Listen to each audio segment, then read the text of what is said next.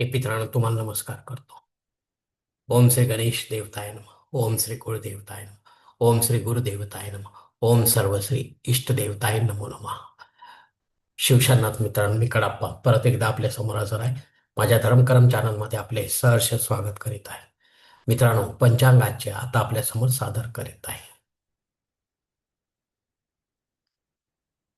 मित्रांनो, आज गुरुवार दिनांक 22 जानेवारी 2026, शालिवान शके 1947, संवत्सर विश्वावसु अयन उत्तर, ऋतू शिशिर, मास माघ, पक्ष शुक्ल, तिथी मित्रांनो आजची चतुर्थी तिथी आहे. उत्तर रात्री 2 वाजून 29 मिनिटांनंतर पंचमी तिथीला सुरुवात होईल. वार गुरुवार आहे. नक्षत्र मित्रांनो शततारका नक्षत्र आहे. दुपारी 2 वाजून 27 मिनिटांनंतर पूर्व भाद्रपद नक्षत्राला सुरुवात होईल. योग मित्रांनो वर्ज्ञान योग आहे.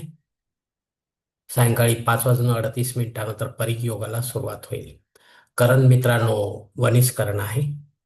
दुपारी 2 वाजून 41 मिनिटांनंतर विष्टीकरणाला सुरुवात होईल आणि उत्तर रात्री 2 वाजून 29 मिनिटांनंतर भवकरणाला सुरुवात होईल. मित्रांनो, प्रमुख ग्रहांची राशी ती पहाटे 5:30 वाजता अशी असणार आहे. सूर्य मकर राशीत असेल, चंद्र कुंभ राशीत, गुरु मिथुन राशीत तर शनिदेव मीन राशीत असणार आहे. मित्रांनो, सध्या चंद्र राशीनुसार कुंभ, मीन व मेष या 3 राशींना 7.5 सुरू आहे. या राशींच्या जातकांना 7.5चा त्रास होत असेल तर त्यांनी कृपया आपल्या जन्मकुंडलीला सह जवळच्या अनुभवी व पदवीधर ज्योतिषाकडे संपर्क करावा आणि आपल्या जन्मकुंडलीमधील शनिदेवतेची पोझिशन तपासून पाहावी.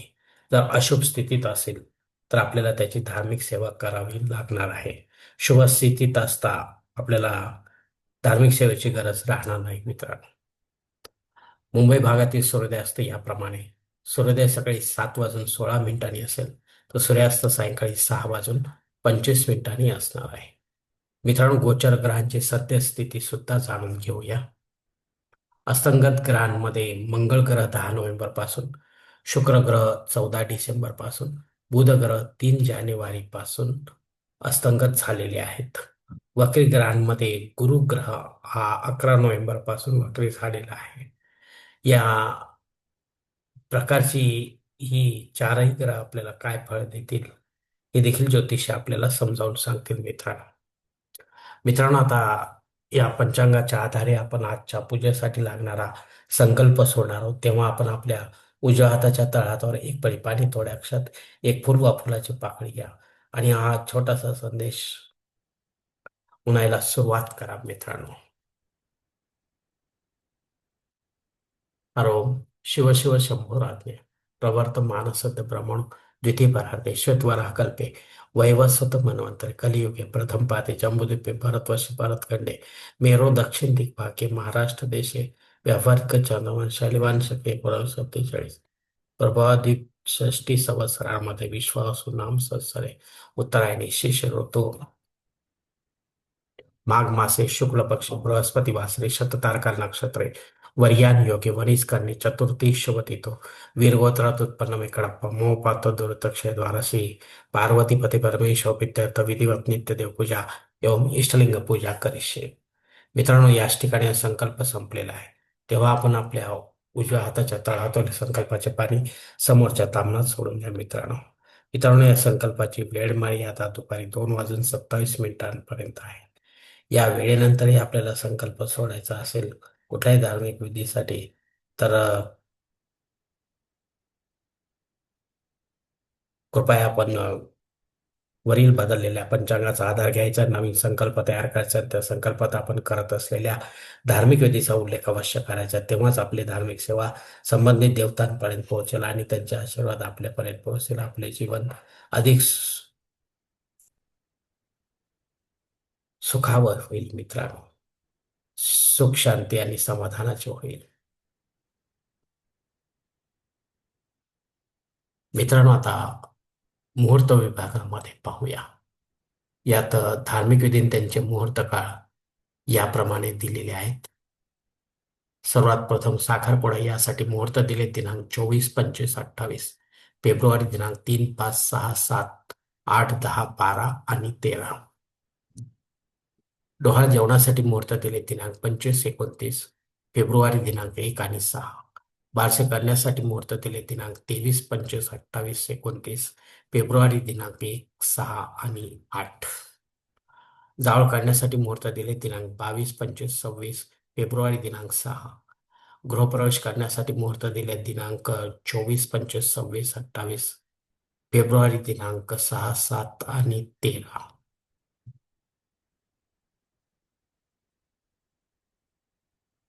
मित्रांनो, मुहूर्ताच्या दुसऱ्या भागात देखील पाहूया. उपनयन करण्यासाठी 4 फेब्रुवारी, विवाह करण्यासाठी 3 फेब्रुवारी, वास्तुशांती करण्यासाठी 6 फेब्रुवारी, भूमिपूजन व पायाभरणी करण्यासाठी 4 फेब्रुवारी, देवमूर्तीची प्राणप्रतिष्ठा करण्यासाठी 6 फेब्रुवारी शिवाय मुहूर्त नाहीत मित्रांनो. या बदल्या काळामध्ये शुक्र ग्रहाचा अस्त झालेला असल्यामुळे आणि शुक्र ग्रह या विधींचा कारक ग्रह असल्यामुळे मुहूर्त नाहीत मित्रांनो.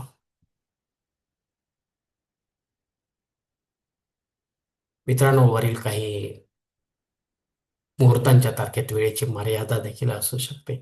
कृपया ते जाणून घेण्यासाठी आपण मला कॉमेंट्स बॉक्समध्ये विचारावे किंवा योग्य पुराव्याचा संपर्क साधावा आणि मगच आपल्या जन्मकुंडलीच्या आधारे आपल्यासाठी योग्य असा मुहूर्त निवडावा, जेणेकरून आपल्या मुहूर्तामध्ये कोणत्याही प्रकारची बाधा उत्पन्न होणार नाही आणि मुहूर्ताचे पूर्णपणे फळ आपल्याला प्राप्त होईल मित्रांनो.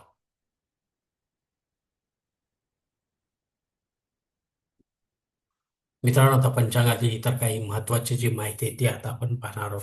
पंचांग शुद्धी मित्रांनो उत्तर रात्री 2 वाजून 29 मिनिटानंतर आहे. दिनविशेषमध्ये श्री गणेश जयंती आहे मित्रांनो. या गणपती बाप्पाने काशी क्षेत्री धुंडीराज नावाने मध्यान्हीला दिवसाच्या अवतार धारण केला होता. त्याची जयंती आज आपण साजरी करणार आहोत. तेव्हा पार्थिव गणेशाचे पूजन आपल्याला विधिवत पंडिताच्या माध्यमातून प्राणप्रतिष्ठा करून अभिषेकयुक्त सेवा करायची आहे मित्रांनो. तसेच जितक्या लवकरात लवकर होईल तितक्या लवकर श्री गणेशाचे विसर्जन देखील करायचे आहे मित्रांनो. हे घरगुती आणि सार्वजनिक दोन्ही पद्धतीने गणपती बाप्पा स्थापित होत असतात मित्रांनो. परंतु गणेश मूर्ती ही पार्थिव असल्यामुळे तिला जास्त दिवस घरामध्ये ठेवता येत नाही मित्रांनो, हे लक्षात घ्या. कारण केवळ चतुर्थी हाच दिवस पार्थिव पूजनाचा आहे, यानंतरचे दिवस नाही मित्रांनो. विनायक व तिळकुंड चतुर्थी असे देखील आपण याला म्हणत असतो. शुक्ल पक्षातली प्रत्येक चतुर्थी ही विनायकी चतुर्थी असते आणि तिलकुंद म्हणजे या दिवशी आपल्याला गणेश जयंतीच्या दिवशी पार्थिव गणेशाला आपल्याला तिळाचा लाडू अर्पण करायचा आहे मित्रांनो, हे लक्षात ठेवा. याआधी पण आपण तो अर्पण केलेला असणार आहे संक्रांतीला, पण सर्व देवतांना. आज मात्र आपल्याला श्री गणेश बाप्पालाच फक्त हा तिळकुंद अर्थात तिळगुळाचा लाडू अर्पण करायचा आहे. नैवेद्यामध्ये इतरही नैवेद्यामध्ये पक्वान्न असतील मित्रांनो, यात शंका नाही. शिवपूजन करायला देखील सांगितले आहे मित्रांनो. शिवपरिवाराचे पूर्ण शिवपूजन आपण करू शकता किंवा नुसते शिवलिंग पूजा देखील आपण करू शकता मित्रांनो. मित्रांनो, दुपारी 2 वाजून 41 मिनिट ते उत्तरात्री 2 वाजून 29 मिनिटांपर्यंत भद्रा योग आहे. हा राहूच्या अंडर येत असल्यामुळे अशुभ योग आहे मित्रांनो. तो शक्यतो आपण रेग्युलर जी कामे तीच करावी या काळामध्ये. विशेष किंवा महत्वाची कामे करू नये मित्रांनो, अन्यथा आपल्याला अपयश येण्याची शक्यता राहणार आहे. चतुर्थी श्राद्ध कर्म आहे मित्रांनो. या चतुर्थी तिथीवर आपल्याशी संबंधित किंवा आपल्यावर अवलंबून असलेले जे नातेसंबंध आहेत ते जर आपल्याला सोडून परलोकात निघून गेले असतील आजच्या दिवशी, तर त्यांच्या नावाने आपल्याला पिंडदान युक्त किंवा पिंडदान रहित असे श्राद्ध कर्म विधिवत पंडिताच्या माध्यमातून करायचे आणि अपराह्न काळातच करायचे मित्र. तेव्हाच आपली पितरसेवा आपल्या पितरांपर्यंत पोहोचेल आणि त्यांचे आशीर्वाद आपल्यापर्यंत पोहोचतील. आपले जीवन अधिक सुखमय बनेल मित्रांनो. मित्रांनो, अग्नी पृथ्वीवर दुपारी क्षमा करा, उत्तर रात्री 2:29 हजर आहे. त्याआधी दिवसभर नाही, अर्धी रात्र देखील नाही मित्रांनो. अर्थात पंचमीला हा अग्नी असणार आहे हजर. राहू काळ मित्रांनो दुपारी 1:30 ते 3 वाजेपर्यंत असणार आहे. या 1.5 तासाच्या काळात राहू अत्यंत प्रभावी होत असल्यामुळे तो आपल्या कामांमध्ये अडथळे निर्माण करणार मित्रांनो. तेव्हा कृपया आपण या 1.5 तासाच्या काळातही विशेष किंवा महत्वाची कामे शक्यतो टाळायची आहेत.